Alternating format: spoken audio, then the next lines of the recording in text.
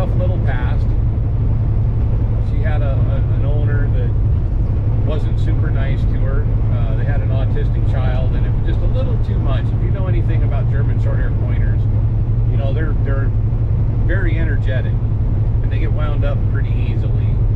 And with the autistic child in the home, it was just too much for her. So the breeder that I got my last short-haired pointer from contacted me and said, hey, we have this beautiful dog named Phoenix. If you want her, you can have her. The people that we sold her to decided she was just too much and gave her back. Didn't want a refund. They just wanted to make sure she went to a good home. And so the wife contacted me from the breeder, and they're friends of mine, her and her husband, and they raise these dogs. It's what they do. Here, you want to lay down? There you go. Put your armrest down, then you can't fall off. There you go. Lay down. And so they breed, raise, and train these dogs. And typically, they don't send them out until they're a little over a year old to make sure, you know, they've been well trained. They are trained to hunt. She is trained to go out and flush birds and retrieve. She loves to play fetch, and she follows commands very well, and she recalls extremely well. But she just was too much. And she got left in a kennel quite a bit, so being out of the kennel all the time is kind of new to her. She's loving every second of it. She's still a little not sure what to think of being in the truck, you know, trying to learn her boundaries and where she can be and where she can't be and where she wants to be. But we've gotten to see some new territory. So my wife and I, we actually picked her up Saturday morning and took her from the breeder and went straight to PetSmart. She got to pick out some toys, meet some new friends, and that was really cool. A little overwhelming for her at first, you know, but she did really good. And then we went to Big R, got some food and a couple more toys. Oh yeah, we got the harness at PetSmart. I don't like just collars on these dogs. If you're going to walk them, they do have a tendency to pull, just because it is just their nature. They're not trying to be aggressive or anything. And she pulls very gently. She's not a hard just take off and run on you dog. But the harness makes it easier on her. It pulls against her chest rather than on her neck. And plus, there's a place to put the poop bag so I can clean up after. That's one thing, guys. If you have dogs, please clean up after them. I know it's disgusting. Nobody likes doing it, but it's even more disgusting to be walking around in a truck stop and step in somebody's dog poop. Just not cool. But yeah, that's Phoenix's story. Like I said, she's my second German short-haired pointer, so I fully know what to expect from the breed. And it's actually, you know, I took my, I have a toy Aussie at home, and I took him with me last trip to Florida, and he did really well. But anyway, I have my little toy Aussie with me. We call him Loki because he's super fast. He just disappears, man. He pops up and he's gone. And he's deaf. Sorry, I really needed that. So he has to stay on a leash all the time. You know, there's no recalling that dog if he gets loose. He has to be on a leash all the time. And he was my other short-haired pointer's best friend. They played, and she treated him, you know, because we got him as a puppy. And my last short hair was never fixed. She was never spayed. We had every intention when we first got her to breed her, and then we just never did. And then it got to a point where it's like, you know what, I'm just not even going to worry about it. We just dealt with her being in heat. And but she treated him like he was her puppy. And then they were best friends. So she got introduced to him, and then my wife's long-haired miniature dachshund, which I thought would be an issue at first. The little dog, he went after her right away, bit her on the lip, Phoenix, and that didn't go very well. Poor Phoenix started peeing all over the place. guess it kind of scared her, you know, because I've never seen him be aggressive like that, though. But anyway, they ended up getting along better. They had to kind of get their pecking order right, you know, but they get along. And she's super docile, super friendly, very inquisitive. You know, typical hunting dog. She's got her nose on the ground constantly. So that's a little frustrating. But she gets right out and goes potty, does her thing. Don't you? Yeah. So this video is kind of dedicated to pets and guys are, you know, drivers, guys and gals out here. Do you have an animal in your truck? If so, what is it? You know, I've been out here for over 30 years, like I said. I've seen it, everything from a parrot to a ferret.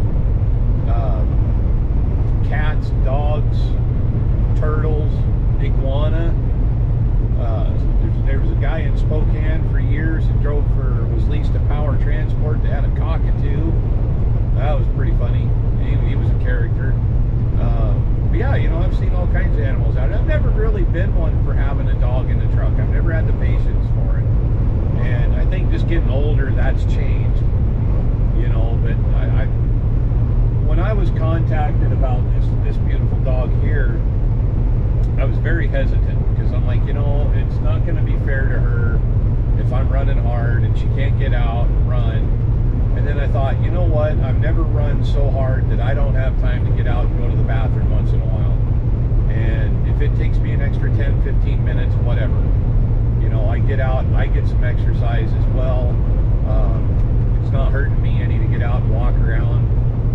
I'm trying to find, you know, some places. When I had my last dog out here, the little dog last trip, I was looking for places that have fenced-in dog runs so I can let her off leash and run. I don't really want to do that until I've had her with me for a while. She's got perfect recall. She's never disappeared on me, but I don't want to be out here in a strange place and have her freak out and take off, and then I lose my dog. You know, because I love this dog. She reminds me so much of my dog Fiona, but of course not the same dog. You know, very similar temperament though. Like she is right now, just very loving. Fiona was a liver and white, and two big hearts on her right side. Like her spots looked like two hearts, and then the brown on her head made it look like a heart on the back of her head. It was that kind of little weird shape. Just a sweet dog, and they're amazing animals. And German Shorthair Pointers, I feel, all the dogs I've owned over the years, I had a German Shepherd right out of high school. Was one of my dogs. I had a pit bull for about 6 years. She ended up kind of getting in a little bit of an accident. Her hip got messed up. We had to put her down. She was really good too. She was a very good dog. But these dogs are amazing. They're very energetic, you know, and they do like to get in trouble sometimes. Don't you? What's that look? What's that look? You know, but they're very loving. She's very affectionate, and she's not a fighter. You know, she's not an aggressive dog. There's not really an aggressive bone in her body. She did try to protect me a little last night, though.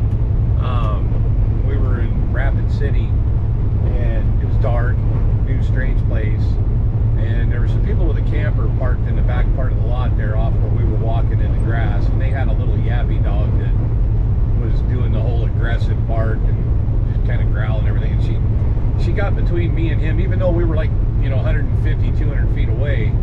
She got between me and that dog and was kind of growling and gave her big dog bark a couple times, you know. But for the most part, I've never seen her, you know, so far haven't really seen her do that. She sees other dogs, she wags her tail, she wants to meet them, you know. Of course, we have to be very careful with that because some people's dogs are not very well trained. And but she's done really good, and I think she's going to be an amazing addition to the Old Guy 379 family here. You know, my wife at first was a little hesitant. She just absolutely fell in love with her when she first saw her. She got her, I think, one of her first baths ever Saturday night. She wasn't sure what to think of that. She loves the water, though. She just wasn't sure about getting in the bathtub. We tried to get her to the groomer when we went to PetSmart, but they didn't have any openings until today, and I'm not in Billings, so that's not going to work. But yeah, let me know in the comments. You know, what kind of animals do you guys have in your trucks, or do you even have one? I'm a clean freak, so for me, this is a whole new thing, having a dog in the truck. I got wipes for her to wipe her fur down and stuff, and to wipe her feet off. You know, and with the little dog I had in here, he's an Aussie, so he has that really fine white hair. Doesn't shed too bad though, but you know, just keeping up after him. And his hair, man, he collected everything. You know, we're down there down south, Georgia, North Carolina, Florida, Tennessee. Everything's wet in the morning with the dew, and he would just be soaking wet. Of course, he's tiny, so he's down close to the ground. He only weighs like 6 pounds. So that was kind of a mess to keep him clean and keep the truck clean. But with her, with her short hair and everything, and I've noticed with the black hair, she doesn't shed as bad. My liver and white dog, Fiona, oh my gosh, them little white pin hairs were everywhere. You couldn't keep them off of you. And she doesn't shed that bad.